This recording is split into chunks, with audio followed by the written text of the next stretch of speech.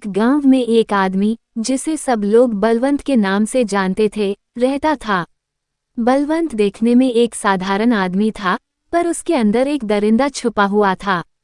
उसकी क्रूरता और अत्याचार के किस्से पूरे गांव में मशहूर थे, पर सबसे ज्यादा दुख की बात ये थी कि वह अपने ही बच्चों के साथ बेरहमी से पेश आता था। बलवंत के दो बेटे थे, रमेश और सुरेश। बचपन से ही इन दोनों ने अपने पिता के अत्याचारों को झेला था। बलवंत अक्सर शराब के नशे में धुत होकर घर आता और अपने बच्चों पर बेवजह गुस्सा निकालता। एक बार रमेश ने गलती से पानी का गिलास तोड़ दिया था। बस इस छोटी सी बात पर बलवंत ने उसे इतनी बुरी तरह से मारा कि उसके शरीर पर नीले नीले निशान पड़ गए थे। सुरेश, जो बड़ा बेटा था, हमेशा अपने छोटे भाई की रक्षा करने की कोशिश करता था, पर वह खुद भी अपने पिता की क्रूरता का शिकार होता था। एक रात, जब बलवंत पूरी तरह से शराब के नशे में था, उसने सुरेश को इतनी बुरी तरह से पीटा कि वह बेहोश हो गया।